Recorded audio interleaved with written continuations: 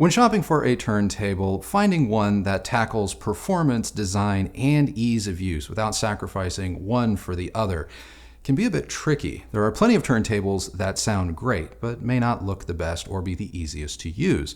Conversely, there are turntables that look great and are easy to use, but don't always sound that good. Today's turntable is truly kind of unique because it tackles all three of those things equally. And it's a turntable that doesn't trade upon nostalgia. It doesn't look like a tool from yesteryear. No, it has modern connectivity options such as Bluetooth. Intrigued? Well, strap in, hit that like button, subscribe if you haven't already, because we are talking about Cambridge Audio's Alva Bluetooth turntable.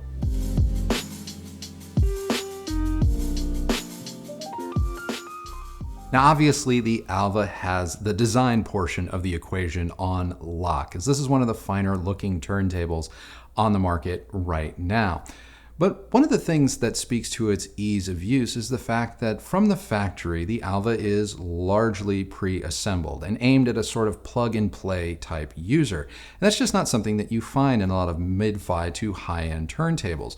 No, a lot of mid-fi and high-end turntables require you to build them, and that can be fun, but that's not necessarily something that every enthusiast is going to want to do. And so I like that about the Alva, and that I can just kind of get up and running with the music that much faster.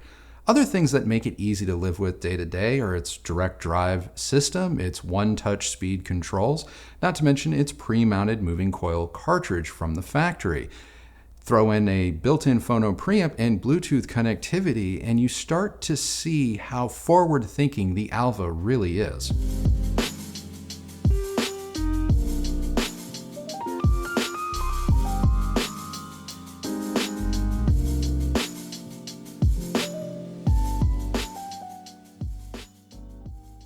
Now, a quick word about the moving coil cartridge that comes pre-configured from the factory. You don't see a lot of moving coil cartridges at or around this price point, and yet Cambridge has thought to include one here. Now, it should be noted that should you want to replace it or even get one from Cambridge themselves, it's going to cost you $499. And while that does sound expensive, it does speak somewhat to the overall value of the Alva.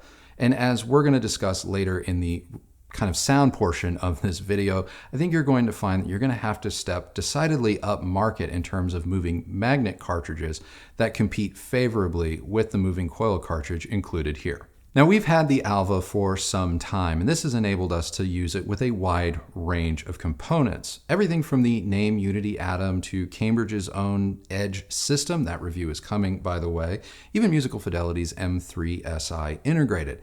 We also used a wide range of loudspeakers. Our Klipsch Heresy Mark IVs made an appearance, our new Q Acoustics Concept 300 bookshelves were used, as well as Wharfedale Denton loudspeakers, which are also coming soon. And music-wise, we relied on obviously a wide range of music, and that included Panic at the Disco, Lizzo, the XX, and Linda Ronstadt, as well as Pink Floyd's Dark Side of the Moon.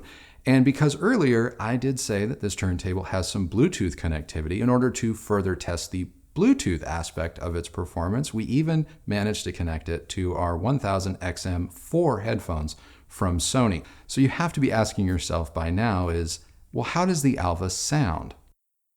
Now, there are two things that affect the sound of any turntable: the phono preamp as well as the cartridge. Now, since the Alva has a built-in phono preamp and the cartridge is pre-installed, the sonic signature of this particular turntable doesn't really change all that much system to system. So the best way to color its sound is going to be inherent to the associated equipment you use to run with it. And as a result, we found that the performance that we got from the Alva was very consistent, whether we went entry, mid-fi, or high-end. Now, one of the first things that struck me about the Alva's performance was its detail retrieval. This particular cartridge and its stylus is a detail retrieving monster. So subtle textures, little cues, and harmonies are brought to light in ways that very few cartridges manage to do around this price point. And it doesn't shine too heavy a spotlight on it. Everything seems very appropriate, but that was one of the first things that jumped out at me, and I especially noticed it in vocals between singer-songwriters, things like that. The vocals just had a sort of richness, textural presence to them that I really, really liked here. Now, in terms of bass, the cartridge is good. It's deep, it's taut. It's not as deep as some cartridges. For example, the more expensive Ortofon 2M Black does plunge a lot deeper here.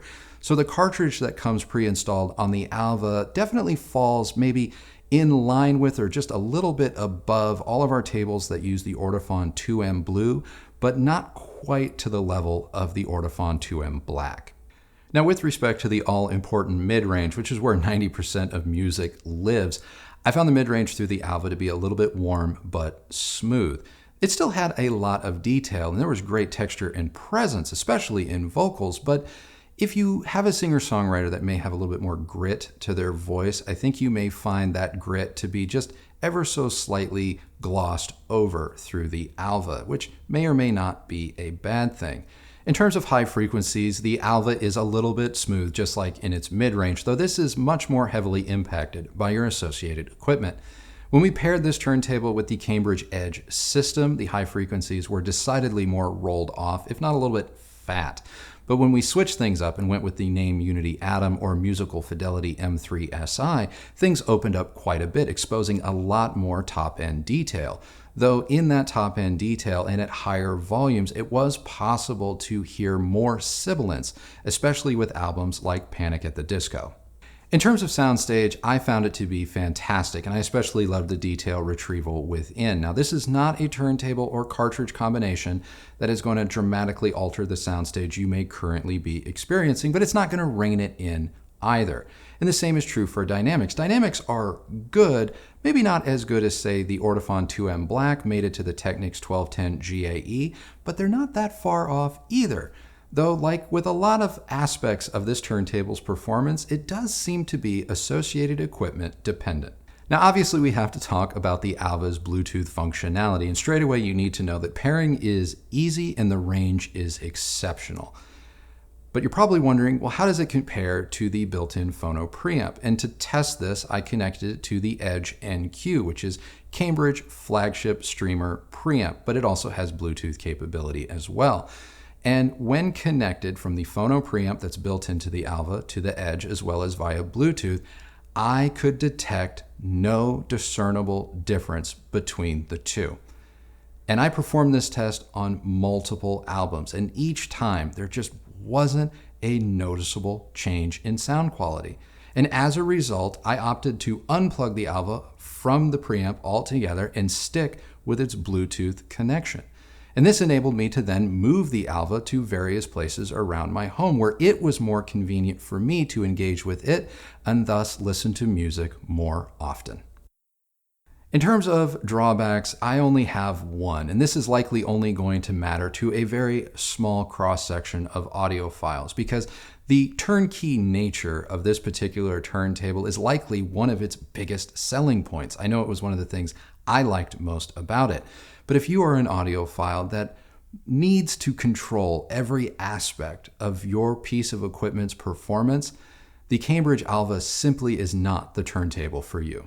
Now, in terms of comparable turntables, starting with budget options, obviously you can go with the Audio-Technica LP60 that I referenced earlier. Yes, it has some Bluetooth capability as well as that ease of use that the Alva is known for, but in no way are these two turntables comparable. The LP60 is good value for the money, make no mistake, but it is not a high-end contender the way the Cambridge is.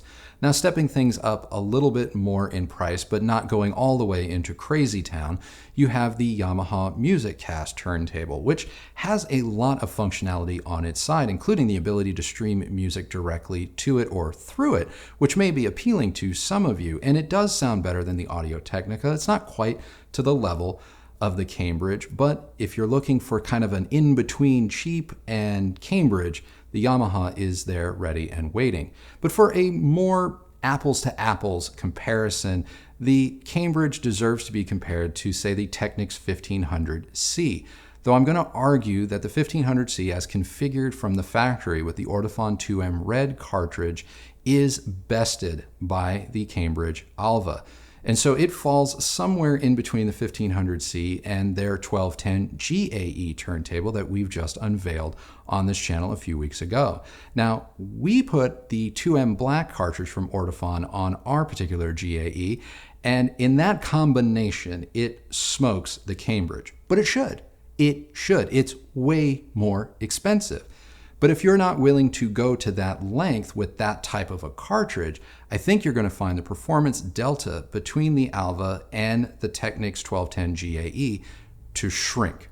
So at the end of the day, it really does depend on what kind of a turntable stylistically and experience-wise are you looking for. If you're looking for something more streamlined and minimal, then the Cambridge Alva is likely going to be your pick. But if you want something that has more of a vintage flair, then obviously the Technics is there, ready and waiting. So to wrap it up, I really do think that the Cambridge Audio Alva turntable is just a great option for those of you who may be on the market right now for a mid-fi to high-end sounding turntable that's just easy to use, easy to live with, and sounds great straight out of the box. So that's it. That's my review. Let me know what you guys think down in the comments below. And while you're down there, I do have a question for you. Would you be brave enough to cut the cord and listen to your favorite vinyl records via Bluetooth? Sound off down below. And if you like this video, give it a thumbs up, like, and subscribe. Ring the bell so that you're notified, because this video didn't come out on Thursday. It came out on a Friday. And if you had rung that bell, you would have been notified. If you use any of the links that we leave you down below, know that that is your way of showing us your support for this channel, and we thank you very much. If you're looking for other ways to support this channel, consider becoming a member. You can click join right next to subscribe. Follow me on Instagram at Recovering Audiophile, and that's it. I got to get out of here. So remember, the only person that has to like the sound of your system is you. Happy listening, everybody. Thank you so much for watching, and we will see you on the next one. Bye.